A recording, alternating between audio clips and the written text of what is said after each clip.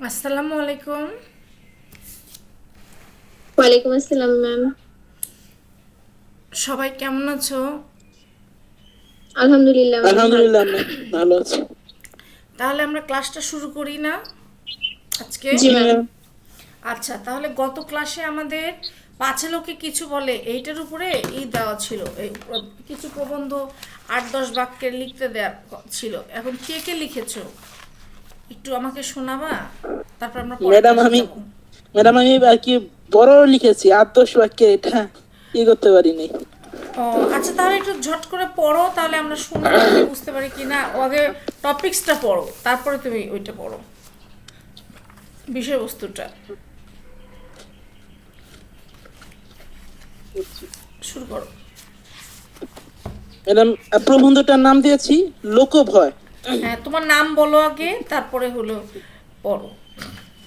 Ma'am, আমি আরহাম ফায়েক। আমি পাঁচে লোকে কিছু বলে এই কবিতার উপর ভিত্তি করে একটি প্রবন্ধ রচনা করেছি। প্রবন্ধটির নাম দিয়েছি লোকভয়। ওকে। এই আমি এখন রচনাটি পাঠ করব। ভূমিকা: লোকে কি বলে এই আশঙ্কায় কোনো কাজ থেকে বিরত থাকার নামই লোকভয়। লোকভয় জীবনে উন্নতির পথে এক বিরাট বাধা সৃষ্টি করে। এই বাধা মানুষের শরীর মন উভয় বেঁধে রাখে। মানুষের প্রভাবে বাহ্যিক ও আন্তরিকভাবে আড়ষ্ট হয়ে থাকে এবং স্থবির হয়ে নিষ্ক্রিয়ভাবে জীবনযাপন করে। লোকভয়ের কারণ: লোকভয়ের কারণ হলো মানসিক দুর্বলতা। লোকের নিন্দা সমালোচনা সহ্য করার মন মানসিকতা যার নেই, সে ব্যক্তি লোকভয়ে ভীত হয়। আত্মবিশ্বাসের অভাবেও আবার মানুষ লোকভয়ে ভীত হয়। নিজের চিন্তা ভাবনার উপর আস্থা থাকে না। অন্যে কি বলে তার দ্বারা সে নিজের মূল্য নির্ধারণ করে। লোকভয়ের ইতিবাচক প্রভাব: লোকের ভয়ে অনেক সময় মানুষ অসৎ কাজ থেকে নিবৃত্ত থাকে, ফলে সমাজে শান্তি প্রতিষ্ঠিত হয়। তাছাড়া আমরা কখনো কোনো কাজ করলে নিন্দুকরা সে কাজের ভুল ধরিয়ে দেয়, ফলে আমরা সুষ্ঠুরূপে কর্ম সম্পাদন করতে পারি। লোকভয়ের নেতিবাচক প্রভাব: লোকভয়ের কুফল অনেক বেশি।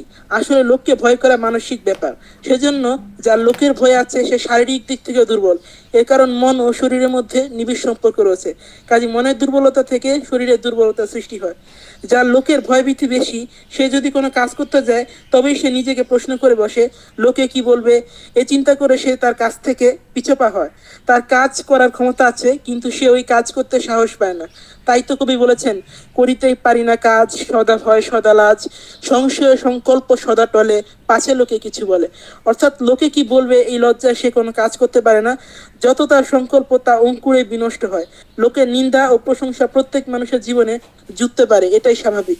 লোকভয় দূরীকরণ: শুধু মানুষের ভয় একজন ব্যক্তিকে মানসিক দিক থেকে পঙ্গু করে রাখে, আবার সে মানসিক পঙ্গুত্বের কারণে আঙ্গিক দিক থেকেও সে জড়সড় হয়ে পড়ে। সচল মানুষও লোক ভয়ে অচল হয়ে যায়। অর্থাৎ যার মন নিষ্ক্রিয়, তার অঙ্গ প্রত্যঙ্গগুলো স্বাভাবিকভাবে সচল থাকতে পারে না। সে সামনে 2 পা এগিয়ে গেলে 3 পা পেছনে পিছাবে, আর তার জীবনে এভাবে ব্যর্থতা নেমে আসবে। এত জীবনে সাফল্য আনতে হলে পথের প্রথম ও প্রধান বাধা লোক ভয়কে তুচ্ছ করতে হবে। আর সেজন্য প্রথমেই দরকার আত্মবিশ্বাস ও মানসিক শক্তি। আমরা যা চিন্তা ভাবনা করি তা বাস্তবায়িত করার জন্য মানসিক শক্তি প্রয়োগ করব, এবং যা করব তার উপর আস্থা বজায় রাখার চেষ্টা করব। উপসংহার: কোনো কাজ করতে গেলে কেউ অনেক সময় দ্বিধাগ্রস্ত হয়ে পড়ে। কে কি মনে করবে, কে কি সমালোচনা করবে, এই ভেবে তারা বসে থাকে। এর ফলে কাজ এগোয় না। যারা সমাজে অবদান রাখতে চায় তারা দ্বিধা করলে চলবে না। দৃঢ় বলমল নিয়ে সামনে এগিয়ে যেতে হবে, সমালোচনা ও লোকলজ্জাকে উপেক্ষা করে। মানুষের কল্যাণে মহৎ কাজ করতে হবে, ভয়ভীতির সংকোচকে উপেক্ষা করে। তবেই আমরা সাফল্যে উত্তুঙ্গ চূড়ায় আরোহণ করতে পারবো। ম্যাডাম, এই ছিল আমার রচনা। ওয়াও ওয়াও ওয়াও, আমি একটা তালি দিই, দারুণ। সবাই তালি দাও তো, সবাই তালি দাও। অনেক সুন্দর হয়েছে, অনেক অনেক অনেক। আমি যতটুকু প্রত্যাশা করেছিলাম সেই প্রত্যাশার চেয়েও প্রত্যাশাটাকে ছাড়িয়ে গেছে। এবং তুমি যে খুব ভালো একজন প্রাবন্ধিক হতে পারবা, তুমি নিশ্চয়ই এটা লেখার আগে তোমার ধারণাই ছিল না যে তুমি এত সুন্দর লিখতে পারবো। বলো তো আমার কথাটা ঠিক কি না? না ম্যাডাম, চিন্তাই করতে পারিনি। তুমি কি, এই যে আমি কিন্তু কত ক্লাসগুলোতে এগুলোই বলেছি যে তোমরা এমন কিছু পারো, এমন কিছু ক্রিয়েটিভিটি তোমাদের মধ্যে আছে, তোমাদেরকে জাস্ট একটু যদি আমরা উৎসাহ দেই তাহলেই তোমরা এই কাজটা করতে পারো। দেখো তুমি সাহস করে লিখে ফেলছো, এবং কত স্ট্যান্ডার্ড মানের লেখা হয়েছে। তুমি চাইলে পারে এটা তুমি ওই যে কিশোর কল্পনা কী সব ছোট ওদের পত্রিকা টত্রিকা আছে না, তুমি যদি হ্যাঁ লেখা হ্যাঁ। পাঠিয়ে দাও, আমার বিশ্বাস এটা তোমার প্রিন্ট হবে। তোমার প্রকাশ হবে এবং এটা তুমি সংরক্ষণ করবা। এবং এই যে তোমার শুরু হলো প্রাবন্ধিক হিসেবে যাত্রা, আজকে পাশের ওকে কিছু বলে দিয়ে, এরকম তোমার যে কোনো কিছু তুমি দেখেই তোমার মনের মধ্যে যখন ভাবের উদয় হবে তুমি লিখে ফেলবা, একটা আলাদা ডায়েরি করে ফেলবা। দেখবা যে আস্তে আস্তে তুমি তোমার হাতটা খুলে যাচ্ছে, মনের দরজাটা খুলে যাচ্ছে, চোখের দেখার তোমার মানে দৃষ্টিভঙ্গিটা পাল্টে যাচ্ছে। এইভাবেই তো মানুষের মধ্যে চেঞ্জ আসে। বুঝতে পেরেছো? জি ম্যাম। তোমাকে অসংখ্য ধন্যবাদ। আর কি কেউ লিখেছো? এই সাবরিনা বা নামির হাসান? না ম্যাম। আচ্ছা ঠিক আছে, লেখো নাই, লেখো নাই, সমস্যা নাই, কিন্তু ওই যে আরাম ফাইক যে লিখেছে কি ভালো হয় নাই? ম্যাম অনেক ভালো হয়েছে। আচ্ছা তাহলে অন্যেরটা অনেক ভালো হলে তো হবে না বাবা, নিজেরটা করতে হবে। আজকে করো নাই, সমস্যা নাই, ওরটা শুনে তো উদ্বুদ্ধ হলা। আজকে ক্লাসের শেষে তুমি তোমার স্টাইলে লিখবা, লেখে আমাকে আবার পরের ম্যাম। ক্লাসে শোনাবা। তুমি এবং নামির, এটা নামির না? ম্যাম মারজান। মারজান, মারজান তুমি কিছু বলো। মারজান কেমন আছো? মারজান, ও তো মাইক অফ করে দিয়েছে।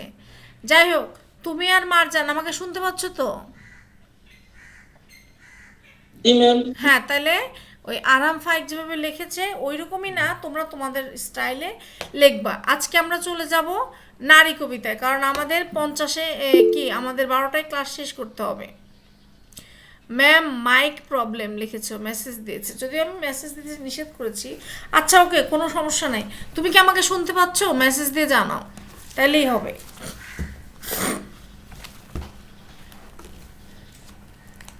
আচ্ছা আচ্ছা, ঠিক আছে ঠিক আছে।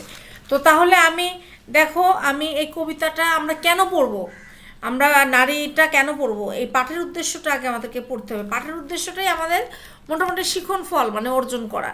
সেটা হলো যে এই কবিতাটি পাঠ করে শিক্ষার্থীরা নারীর প্রতি শ্রদ্ধাশীল হবে এবং মানব সভ্যতায় নারীর যে অবদান পুরুষের চেয়ে কম নয় তা জেনে নারীর অধিকারের প্রতি সচেতন হবে। মানে এই কবিতাটা তোমরা তো ছোট, এইটা বড়, আস্তে আস্তে বড় হবা, 9-10-এ যাবা, কলেজ লেভেলে যাবা, ভার্সিটি লেভেলে যাবা, এই কবিতা থেকেই তোমরা শিখে যাবা যে নারীদের প্রতি তোমাদের, আমাদের সমাজে তো, আমাদের সমাজে না সারা বিশ্বেই নারীরা অনেক ক্ষেত্রে অবহেলিত। যেন পুরুষেরা নারীদের প্রতি শ্রদ্ধাশীল হয়, ছেলেরা নারীদের প্রতি শ্রদ্ধাশীল হয়, এবং এই যে সভ্যতা, মানব যে সভ্যতা, এই সভ্যতায় যে নারীর অনেক অবদান আছে এটা জানা এবং এটা জেনে নারীর অধিকারের প্রতি সচেতন হওয়া, এই শিখন ফলটা অর্জন করাটাই হলো এই কবিতাটা কি মূল উদ্দেশ্য বা পাঠের কি আরন ফাই? জি ম্যাডাম, সব পাঠের উদ্দেশ্য বা হ্যাঁ হ্যাঁ, মূল ব্যাপারটা। তাহলে আমি আমি একটু পড়বো নাকি তোমরা কেউ একটু পড়ে শোনাবা কবিতাটা? ম্যাম আপনার ইচ্ছা। না বলো, আরাফা এক তো প্রবন্ধ শোনালো, সাবরিনা একটু পাঠ করো তো দেখি শুনি। আচ্ছা ম্যাম। নারী, লিখেছেন কবি কাজী নজরুল ইসলাম। সাম্যের গান গাই, আমার চক্ষে পুরুষ রমণী, কোনো ভেদাভেদ নাই। বিশ্বের যা কিছু মহান সৃষ্টি চির কল্যাণকর, অর্ধেক তার করিয়াছে নারী, অর্ধেক তার নর। বিশ্বে যা কিছু এলো পাপ তাপ বেদনা অশ্রুবাড়ি, অর্ধেক তার আনিয়াছে নর, অর্ধেক তার নারী। জগতের যত বড় বড় জয়, বড় বড় অভিযান, মাতা ভগ্নী ও বধূদের ত্যাগে হইয়াছে মহিয়ান। কোন রণে কত খুন দিল নর, লেখা আছে ইতিহাসে, কত নারী দিল সিদ্ধির সিঁদুর, লেখা নাই তার পাশে। কত মাতা দিল হৃদয় উপারি, কত বোন দিল সেবা, বীরের স্মৃতি স্তম্ভের গায়ে লিখিয়া রেখেছে কেবা। কোন কালে একা হয়নি কো জয়ী পুরুষের তরবারি, প্রেরণা দিয়াছে শক্তি দিয়াছে বিজয় লক্ষ্মী নারী। সে যুগ হয়েছে বাসি, যে যুগে পুরুষ দাস ছিল না কো, নারীরা আছিল দাসী। বেদনার যুগ, মানুষের যুগ, সাম্যের যুগ আজি, কেহ রহিবে না বন্দি কাহারও, উঠিছে ডঙ্কাবাজি। নর যদি রাখে নারীরে বন্দি, তবে এর পরযুগে আপনারই রচা ওই কারাগারে, পুরুষ মরিবে ভুগে। যুগের ধর্ম এই, পীড়ন করিলে সে পীড়ন এসে পীড়া দেবে তোমাকে। গুড, ভেরি গুড, গুড, অনেক সুন্দর হয়েছে। তোমরা কি কিছু বুঝেছো? হালকা পাতলা তো বুঝতে পেরেছো নাকি? জি ম্যাম। জি ম্যাম। হ্যাঁ, এখানে কি বলছে যে সাম্যের গান গায়, সাম্য মানে কি সমতা বলে কবি জি পরের ম্যাম। লাইনে বলছে যে আমার চোখে নারী পুরুষে কোনো ভেদাভেদ নেই, মানে কবি মনে করে যে নারীও যা পুরুষও তাই, তার কাছে কোনো ভেদাভেদ নেই। কি কারণে সে সেটা ব্যাখ্যা করে দিল যে বিশ্বে যা কিছু মহান সৃষ্টি চিরকল্যাণকর, অর্ধেক তার করিয়াছে নারী অর্ধেক তার নারী। এই বিশ্বে যত কিছু সৃষ্টি হয়েছে এবং যত কল্যাণকর কাজ হয়েছে তার পেছনে শুধু পুরুষ না, অর্ধেক পুরুষ আছে অর্ধেক নারী আছে। তারপর বলছে যে বিশ্বে যা কিছু এলো পাপ তাপ বেদনা অশ্রু বাড়ি, অর্ধেক তার আনিয়াছে নর অর্ধেক তার নারী। মানে যত পাপ তাপ বেদনা, যত অশ্রু ঝরা, চোখের পানি ফেলা, যত কিছুই হয়েছে কেন, তার কিন্তু শুধু একা পুরুষই করে নাই, অর্ধেক কে করেছে, নর করেছে এবং অর্ধেক নারী করেছে। জগতের যত বড় বড় জয়, মানে যুদ্ধের জয়, বিভিন্ন জয়, যত বড় বড় জয়, যত বড় বড় অভিযান মাতা ভগ্নী ও বধূদের ত্যাগে হইয়াছে মহিয়ান। এখন একজন মাতা মানে মা, বোন, তারপরে ভগ্নী, মাতা ভগ্নী বধূ, এরা যদি বলে যে আমার স্বামীকে আমি যেতে দেবো না, যুদ্ধে যেতে দেবো না, আমি যেতেই দেবো না, তাহলে কি ওই পুরুষটা যেতে পারতো বলো? না ম্যাম। না। পারতো না। তাহলে তারা কিন্তু কি করেছে, তারা ত্যাগ করেছে, ঠিক আছে যাও, জীবন যায় যাবে। অনেক মা ছেলেকে দিয়েছে, অনেক স্ত্রী চোখের পানি ফেলে, অনেক বোন চোখের পানি ফেলে ভাইকে যুদ্ধে এগিয়ে দিয়েছে, তাহলে এগুলো কিন্তু তারা ত্যাগ করেছে। তাহলে এখানে এই কথাটা বলছে যে মাতা ভগ্নীও বধূদের ত্যাগে হইয়াছে মহিয়ান। তারা যে এই যে ত্যাগ করলো, তার স্বামীকে, তার ভাইকে, তার সন্তানকে ছেড়ে দিল, এইটা সে যে ত্যাগ করলো, তাদেরকে যে বিসর্জন দিল দেশের জন্য, যুদ্ধ জয়ের জন্য, এতে তারা মহিয়ান হয়ে গেল। এটা কবি তার লেখায় প্রকাশ করেছেন। কোন রণে কত খুন দিল নর, রণ মানে কি, রণ মানে যুদ্ধ, মানে কোন রণে কোন যুদ্ধে কত খুন দিল, খুন মানে রক্ত দিল, নর মানে পুরুষ, লেখা আছে ইতিহাসে। ইতিহাসে কিন্তু লেখা আছে যে কোন, বেশিরভাগ ইতিহাসে কোন যুদ্ধে কত পুরুষ মারা গেছে সেই পুরুষগুলোর নাম আমাদেরই দেখো স্মৃতিস্তম্ভে অনেক পুরুষের নাম লেখা আছে, কিন্তু কত নারী দিল সিথির সিঁদুর লেখা নেই তার পাশে। এখানে সিথির সিঁদুর দ্বারা এক অর্থে একটা মানে একটা ধর্মের লোককে বোঝাচ্ছে, কিন্তু কবি অ্যাকচুয়ালি সবাইকেই বোঝাচ্ছে যে এই যে যারা যে পুরুষগুলো মরে গেল, যাদের নাম স্মৃতির ইতিহাসে লেখা আছে, তারা তো কারো না কারো স্বামী, কারো না কারো ছেলে, কারো না কারো বোন, ভাই, তাই না, তাই না? জি ম্যাম। সেটা কিন্তু জি ইতিহাসে ম্যাম। জি লেখা ম্যাম। নাই। তাহলে এটাই লেখছে এখানে এই লাইনটা যে কোন রণে কত খুন দিল নর, নর কোন যুদ্ধে কত রক্ত দিল সেটা কিন্তু ইতিহাসে লেখা আছে, কিন্তু কত নারী দিল সিথির সিঁদুর, মানে স্বামী মরে যাওয়ার পর সিথির সিঁদুর মুছে গেল, আমাদের ধর্মের মেয়েরা বিধবা হলে পারে অনেক নিয়ম মানে সেগুলো করলো, সেটা কোনো ইতিহাসে তার পাশে কিন্তু সেইভাবে লেখা নেই। এটা বলছে কত মাতা দিল হৃদয় উপরে কত বোন দিল সেবা, মানে কত মা তার হৃদয়, মানে গাছ যেরকম ছোট গাছ যেরকম করে উপড়ায় তোলে না, তখন কি মাটির কষ্ট হয় না? ধরো মা যদি মাটি হয়, তাহলে মাটির বুকে থেকে যখন গাছটা উপড়ায় তোলে তুমি অনুভবে নাও যে গাছটার কত কষ্ট হয়। ঠিক মায়ের বুকে থেকে যখন সন্তানটা নিয়ে যাওয়া হয়, তখন মা ওই কথাটা কবি এটাতে বুঝিয়েছেন যে কত মাতা দিল হৃদয় উপরে, মানে হৃদয় ছিঁড়ে, হৃদয়ের মধ্যে থেকে ছিঁড়ে তার সন্তানকে দিল, আবার কত বোন দিল সেবা।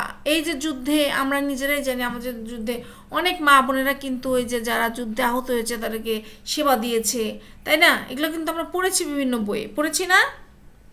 জি ম্যাম। কিন্তু জি দেখো ম্যাম। পরের লাইনটাতে বলা আছে বীরের স্মৃতি স্তম্ভের গায়ে লিখিয়া রেখেছে কেবা। এই যে এরা যে মায়েরা যে হৃদয় উপরি করে দিল এবং বোনেরা যে সেবা দিল, এটা কি বীরের যে স্মৃতিস্তম্ভে বীরদের নাম লেখা আছে, তার পাশে কি লেখা আছে? লেখা নেই। এটা কবির একটা প্রশ্ন।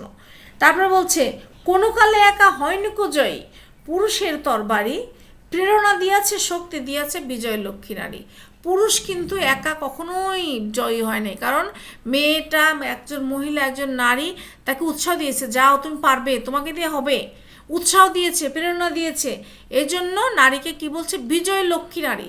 লক্ষ্মী মানে কি?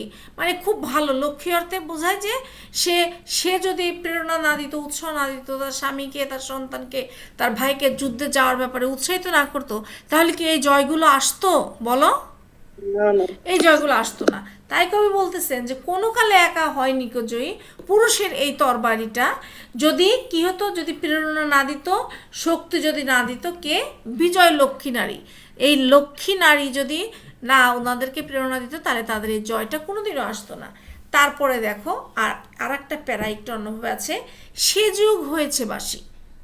সে যুগ হয়েছে বাসি, যে যুগে পুরুষ দাস ছিল না কো, নারীরা ছিল দাসী। মানে ওই যুগটা পার হয়ে গেছে, ওই যুগ এখন আর নাই। বাসি, বাসি মানে কি যে বাসি বলতে আমরা কি বুঝি, আগের রাতের ভাতটা পরের দিন সকালবেলা যখন আমরা মাখায় খাই সকালের বেলা, তখন আমরা বলি বাসি ভাত বা করকরা ভাত বলি না, আগের দিনের ভাতটা। তো সেই বাসি, সে যুগ হয়েছে বাসি, মানে সে যুগ চলে গেছে। কোন যুগটা চলে গেছে, যে যুগে পুরুষ দাস ছিল না, কিন্তু কারা দাসী ছিল, নারীরা ছিল দাসী। নারীরা। হ্যাঁ, নারীরা দাসী ছিল। আচ্ছা, বলছে বেদনার যুগ, মানুষের যুগ, সাম্যের যুগ আজি। আজকের যুগটা যে যুগ, সে যুগটা হলো আমরা কিন্তু বেদনার যুগ, একে অপরে অন্যের বেদনা বুঝি, ব্যথা বুঝি। সাম্যের যুগ, আমরা একজন আরেকজনকে সমান মর্যাদা দেই এবং কি করি, মানুষের যুগ, আমরা মানুষকে মানুষ হিসেবে কি করি, সম্মান করি। তাহলে সে যুগ হয়েছে বাসি, এখন কোন যুগ শুরু হয়েছে, বেদনার যুগ। তুমি পুরুষ, তুমি কষ্ট পেলে আমি ব্যথা পাই, আমি নারী, আমি কষ্ট পেলে তুমি ব্যথা পাও, বা তোমার বেদনা, তোমার মধ্যে আবেগ কাজ করে। তারপরে হলো মানুষ হয়ে মানুষ হিসেবে আমরা মানুষের পাশে দাঁড়াই। আমরা কে পুরুষ কে মহিলা এটা কিন্তু আমরা আর এখন বিবেচনা করি না।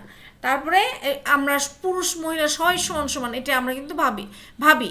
এই যুগটা এখন চলছে, কবি এটাই বলেছেন যে বেদনার যুগ, মানুষের যুগ, সাম্যের যুগ আজি। কেউ রহিবে না বন্দি কাহারও, উঠেছে ডঙ্কাবাজি। এখন এমনই যুগ যে পুরুষ চাইলেই যে মেয়েকে বন্দি করে রাখতে পারবে না, সেই ডঙ্কা মানে ঢোল ডগরা বাজানোর মতো। এখন ধরো একটা মেয়ে মাস্টার্স পাস বা একটা স্বামী মাস্টার্স পাস বা ভালো অফিসার, এখন মেয়েটা যদি চাকরি করতে চায়, সে যদি যোগ্যতা সম্পন্ন হয় এবং সে যদি একটা ভালো জব পায়, সে কিন্তু চাকরিটা করতে চাবে। তার স্বামী যদি নিষেধ করেও তারপরেও সে দেখা যাবে যে তাকে বুঝাবে বা তার ফ্যামিলি বুঝাবে। বা এখন মানুষ বোঝে যে একলা ইনকাম দিয়ে হয় না, আমার দুজন মিলে যদি ইনকাম করা যায় তাহলেই সংসারে ভারসাম্য আসে। অনেকের বাবা মাই একসাথে কাজ করে। তাহলে এটা কিন্তু আগে ছিল না, যে যুগে নারীরা দাসী ছিল। কিন্তু এখন কিন্তু সেই ডঙ্কা বেজে উঠেছে, মানে মানুষের মধ্যে বোধ বুদ্ধি জেগে উঠেছে যে না, আমাদের সবাই সমান, আমাদের সবাইকে শিক্ষিত হতে হবে এবং সবাইকে স্বাবলম্বী হতে হবে। আমরা যদি সবাই স্বাবলম্বী হই তাহলে আমরা সংসারটা ব্যালেন্স করে করতে পারবো, বা সমাজটা ভারসাম্য হবে এবং সবাই আমরা সমানভাবে চলতে পারবো, তাই না? তাই তো নাকি?